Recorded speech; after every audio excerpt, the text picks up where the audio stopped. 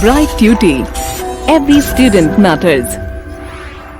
Hello students, I am Jitesh Gola and today we are going to start with the unit 5 of class 12 Sociology, in which we are taking the topic Society in Nagaland.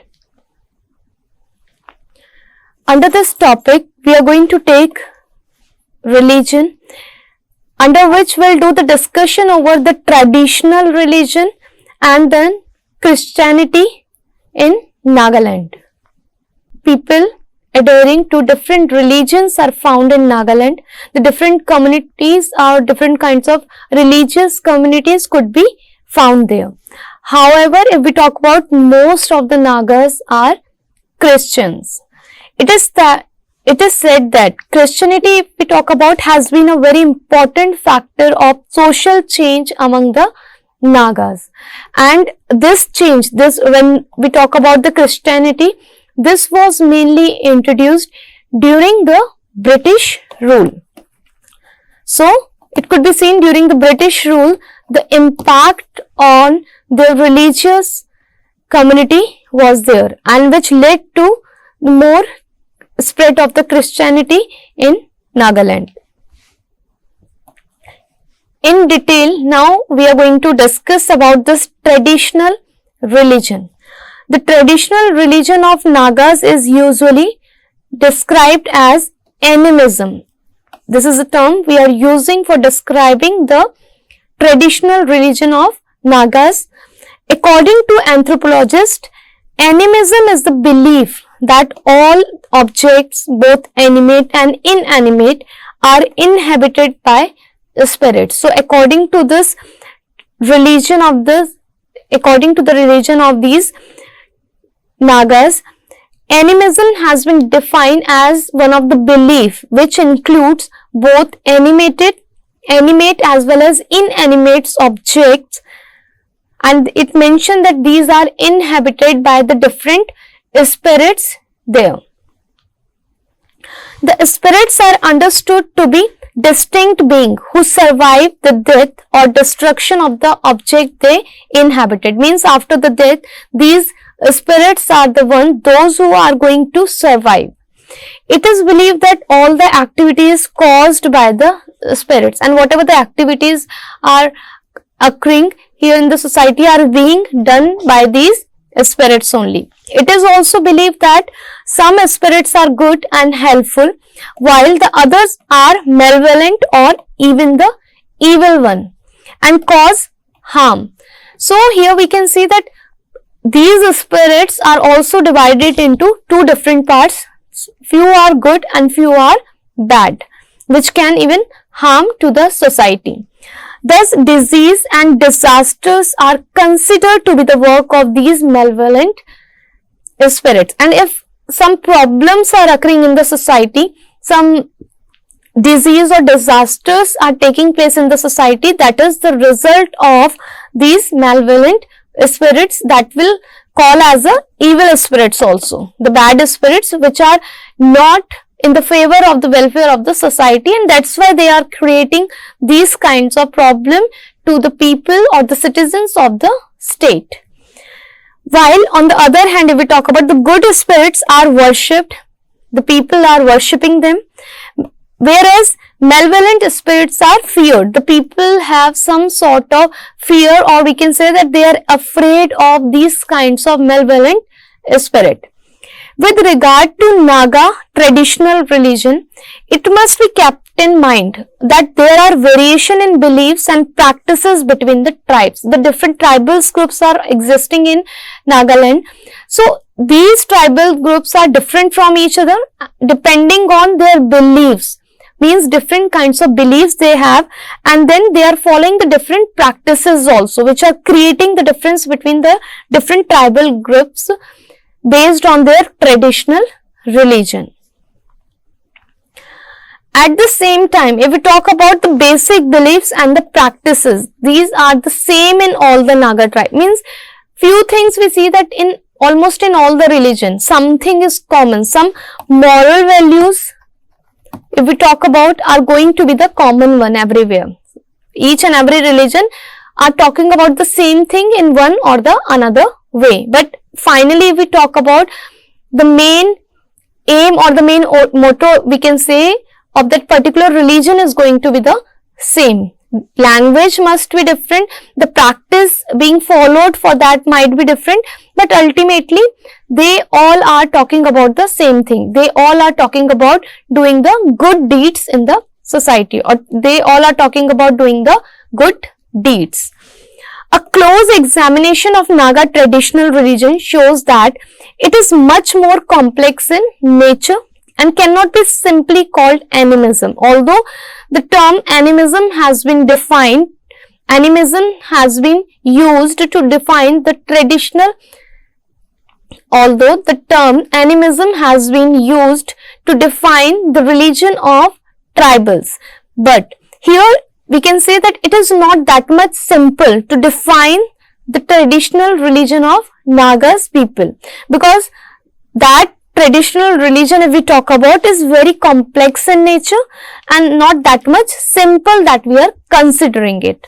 For example, why we are taking it, why we are saying that it is very complex in nature, because Naga traditional religion includes a belief in supreme being. It is talking about having that faith in supreme being which is not existing on this earth, who is above all the human beings and above all the creatures present on this earth. The supreme being is also said to be the creator, and according to these Naga people, if we talk about these tribal groups, what the faith they have, that this super being, if they are talking about, is above all and is one of the creator who sustain human beings and the other creatures, is the only one who is creating them and sustaining them all, including the human beings too. In addition to the belief in the supreme being, Naga traditional religion also includes the belief in spirits, both benevolent and as well as the malevolent. Benevolent means the very kind one and helpful, those who are very kind to others, and malevolent means the evil one, those who are considered as the bad spirits. Benevolent spirits, if we talk about, are helpful to human beings. Somehow these sort of spirits are helping the people in the society, helping them in their growth or the progress also. So these are the one which are helping the needy, and these are very kind to the humanity. But malevolent or the evil spirits are, if we are going to discuss here, are the cause of the diseases or the calamities. They are to be feared and propitiated with sacrifices by observing jhanas. And these malevolent or the evil spirits, if we talk about, these are the one which are leading to the destructions, which are creating the problems in the society and creating the different kinds of calamities. The natural calamities which are occurring in the society are the result of these malevolent spirits only. And this is the belief of the tribal groups in Nagaland. And how we can get to know, how we can get, and these are the one to be feared only. They are not helpful in any way. These are the one which are creating problems, so these are to be feared. And how we can propitiate it with the sacrifice by observing the jhanas. Here we have to perform the ritual, and through that only, if these tribal groups have faith, if they are going to perform this ritual, then only they would get away from these kind of bad spirits. Traditional Naga religion did not have the concept of heaven or hell, like in other traditional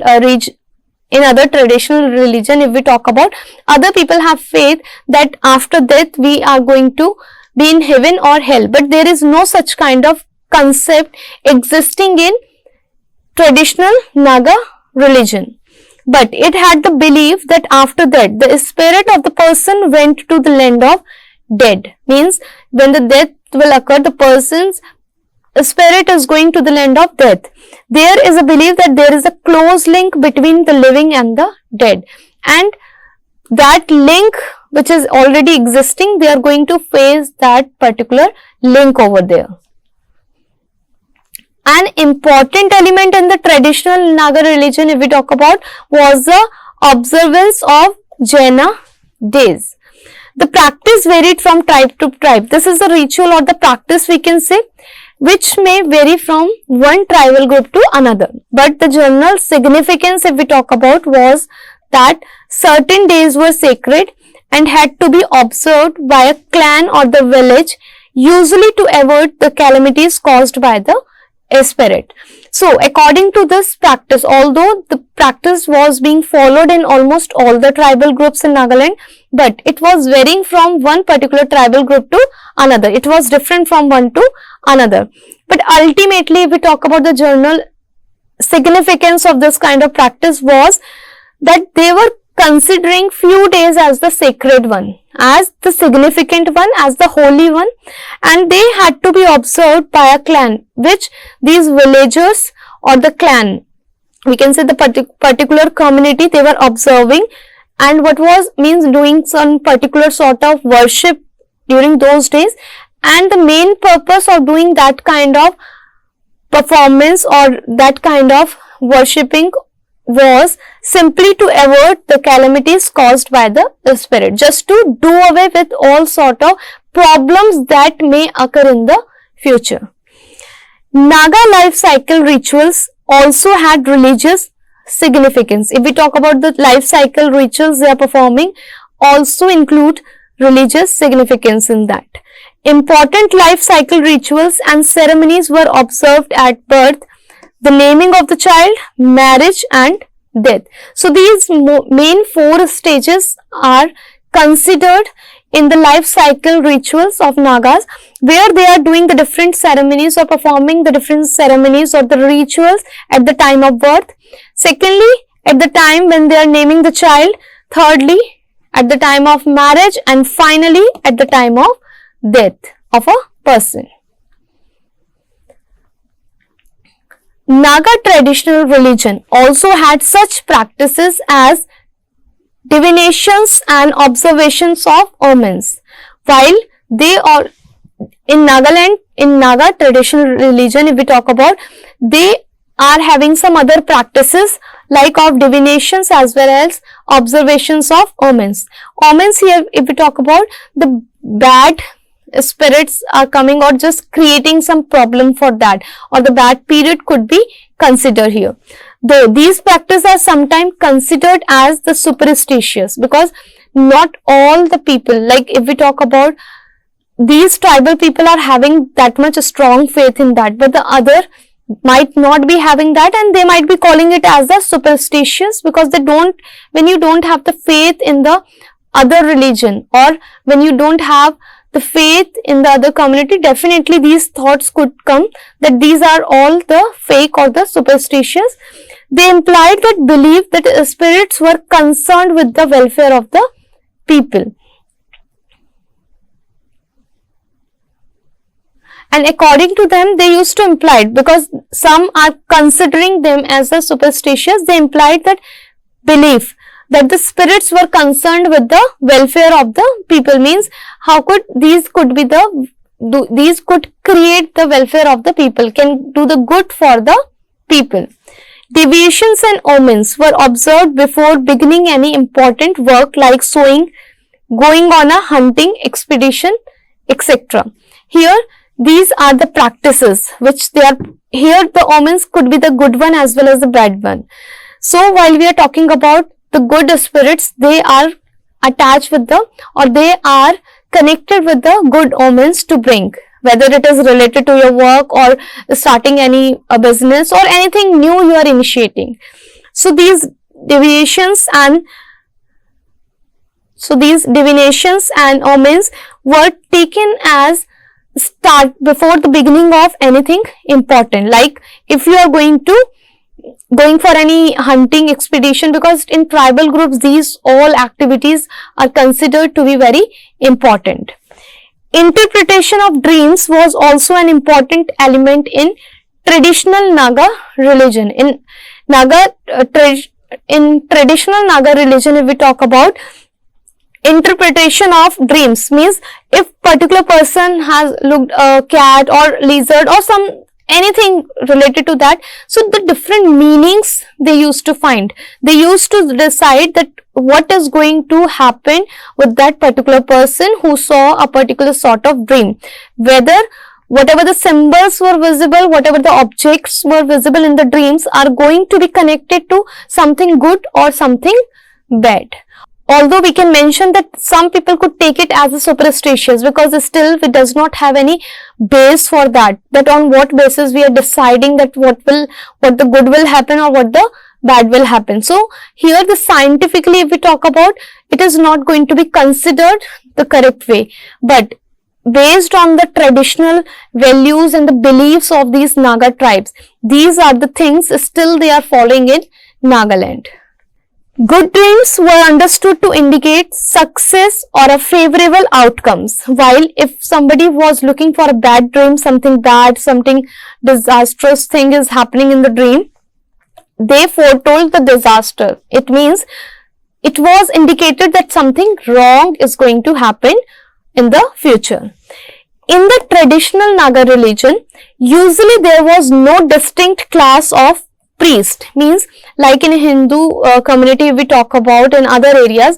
So particular priest class is there which belongs to the highest or the top class, who is performing those who are performing all the rituals and other ceremonies they are involved in.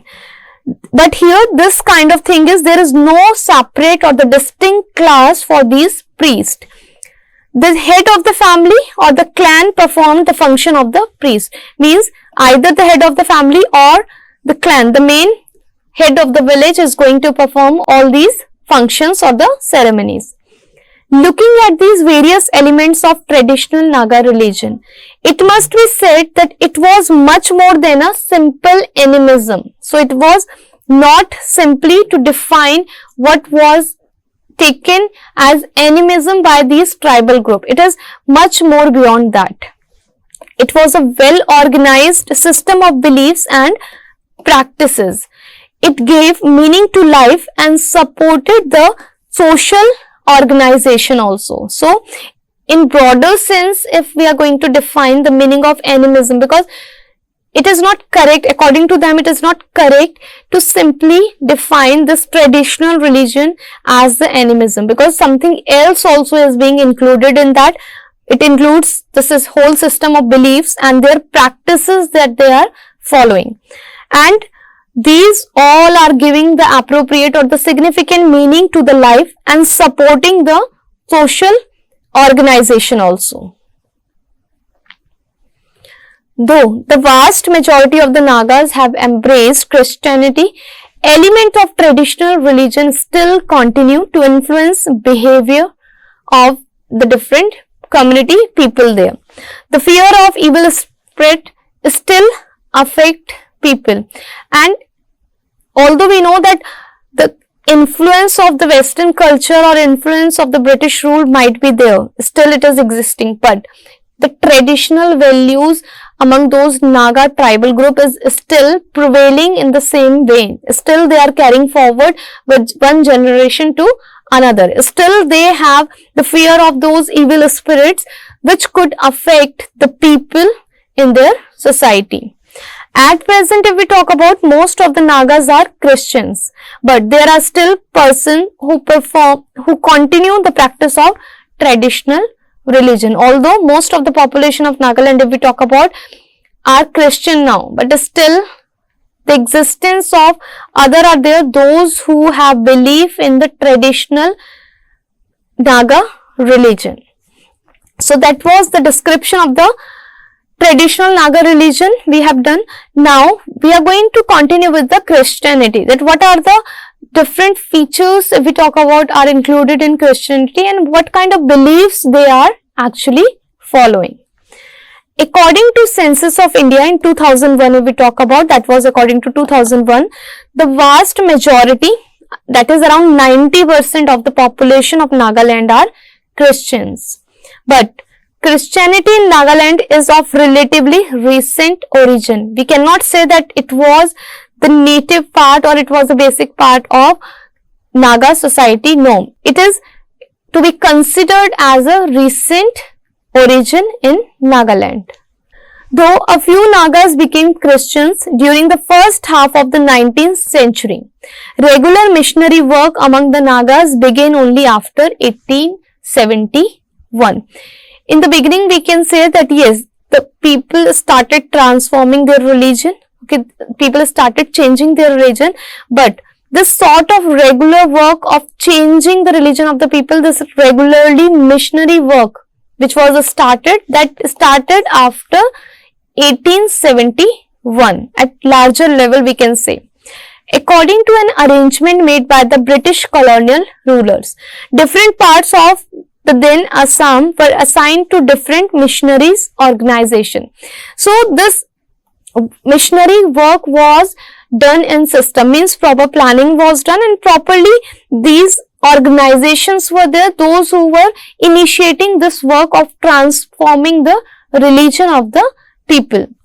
The Naga Hills was allotted to the American Baptist missionary. So this area was given to this American Baptist missionaries. The pioneer among the American Baptist missionaries was Rev Miles Bronson, who worked among the Nagas, and he played an important role in bringing that Christianity through the missionary organization in Nagaland. But it was Rev E.W. Clark who began systematic conversion work, means already although it was initiated earlier, but Rev E.W. Clark was the one who started this thing in very systematic and in a very organized manner, we can say, where he started this conversion work, where he initiated on converting the religion of native people of Nagaland.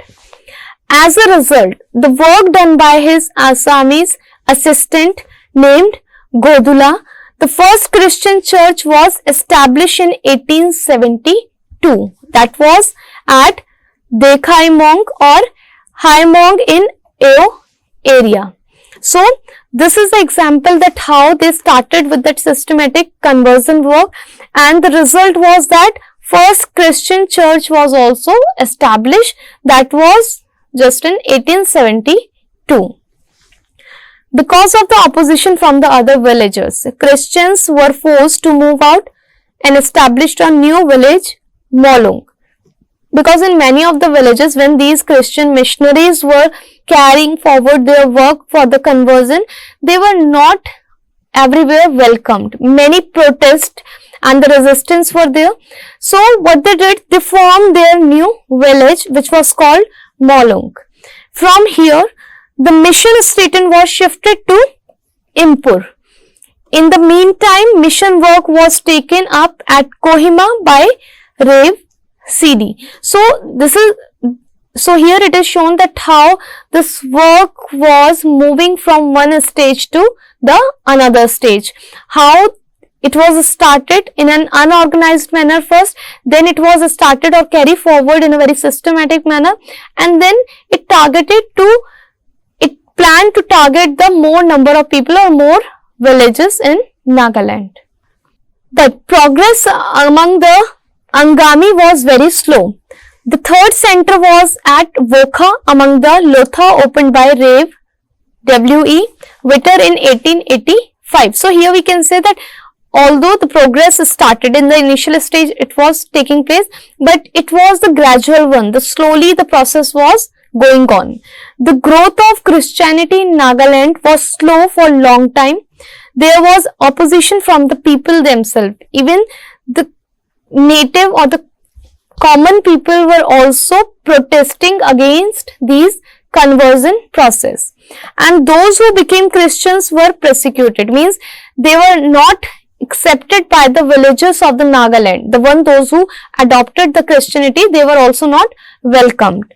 Sometimes the newly converted Christians were forced to leave their native village, and those who have adopted this Christianity religion, they were protested and they were restricted to enter, and they were forced, sometimes they were asked to leave their native village just because they converted their religion. But in the course of time, the opposition became weaker. Opposition here means the native of Nagaland, they started becoming weaker because the population of the Christians started increasing. But large scale spread of Christianity took place only in the 20th century. But we can say that the process of this conversion was already started in 19th century, although it was very slow, at very slow pace it was going, but finally it started spreading at large scale in the 20th century. Even as late as 1951, only 46% of the population were Christians. But after 1961, if we talk about, the spread of Christianity was rapid and there was mass conversion movements, means they started organizing, these missionary organizations started organizing the mass meeting where they were trying to focus on the mass conversion movements. The first Naga tribe to accept Christianity in large number was the Ao tribe, followed by Lotha and other tribes. Now there are Christians among all Naga tribes. So this was the first tribe which adopted, and slowly and gradually other tribes also imitated the same, and they also started accepting the Christianity as a new religion. Two aspects of Christianity in Nagaland must be noted. The first one is presence of different denominations. Baptists are the dominant denominational group. So here if we talk about the different aspects of Nagaland are also important. Here if we talk about, in this also the division is present. The division is very well visible among the Christianity also. And we talk here, it is mentioned that Baptists are those who are the dominated group among the Christians. But there are other denominations like Roman Catholics, Revivalist, Pentecostal and Seventh-day Adventist. So these are also the other denominations that could be found within the Christianity. The Roman Catholics came to Nagaland only after 1951, especially when the restrictions imposed by the British were no more in operation. So after the independence in India, these Roman Catholics got the chance to enter, because now the Britishers were not there, because earlier the Britishers imposed so many restrictions which did not allow these people to enter in India. But now, as the India was an independent country, so it was an opportunity for them to enter here and to continue with their missionary work. The revivalist movement emerged in Nagaland after 1952 and has led the formation of the Nagaland Christian Revival Church. The second aspect, the first aspect we have talked about the division within the Naga society, and the second aspect of Christianity in Nagaland is that it has spread mainly due to the local leadership. Means it was not that much easy to spread Christianity at the time, but with the help of the local leadership, with the help of the local leader, firstly they were influenced, and then these local leaders tried to influence the masses, which started carrying forward the process of converting their religion. So this local leadership also, we can say, played an important role to bring change in the society. Though the first missionary were foreigners, later missionary work was done by Nagas themselves. In the beginning, it was initiated by the foreigners, but later on what happened? The missionary work which was supposed to be carried forward, this was done by the Naga people only. This was done by Nagas people only. This is particularly the case among the Baptists. At present, some Naga missionaries are active also in other states of Northeast India. And Nagaland was not the only place where this kind of activity was initiated, but other places, mainly the Northeast India, part of the Northeast India we talk about, still many missionaries are there, those who are very active and working on converting the religion of the people. According to Frederick Downes, a historian in Christianity in Northeast India, there is a close relationship between mass conversion movements and traumatic experience of the people, such as natural calamities and political instability. So, here if we talk about Frederick Downes, what he has given, he was a historian of Christianity in Northeast India. He shows what kind of close relation was there between the mass conversion of movement when these kind of activities were conducted, when the masses were converted at a whole. The different natural calamities and the other political instability occurred in those areas. So, to some extent, we can say that this might be the superstition, but we don't know that if was there any, we don't know, was there any connectivity between the two or not. It is also said that tribals of Northeast accepted Christianity just because they felt that Christianity would help them preserve their ethnic identity, because somewhere they started having that belief that because of this Christianity they might be able to protect or preserve their ethnic identity. Ethnic identity, when the different people are there, those who are having some sharing common culture. So, somewhere they were thinking that this Christianity is going to help them to preserve or protect their identity. Acceptance of Christianity has brought several benefits to Nagas. Chief among them are acceptance of Christianity has brought several benefits to Naga. Chief among them are education and healthcare. So, why many of the Naga people were in the favor of this Christianity? Because through that Christianity, they were getting the access to education as well as the proper healthcare facilities. Thus, Christianity brought modern education to Naga people, and this was the reason why many of them started adopting or get ready for converting their religion. It also provided that first written literature in Naga language.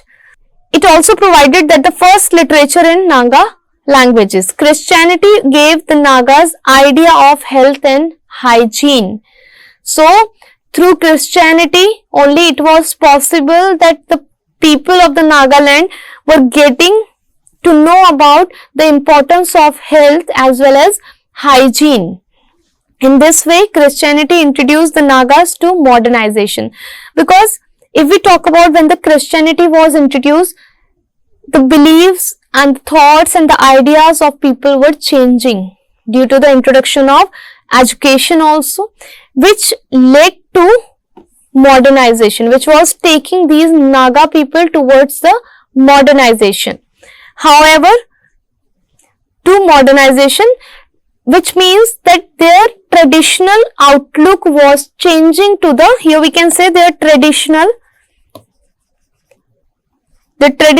outlook was changing to modern outlook. They started looking at the things with a different perspective, with a different viewpoint.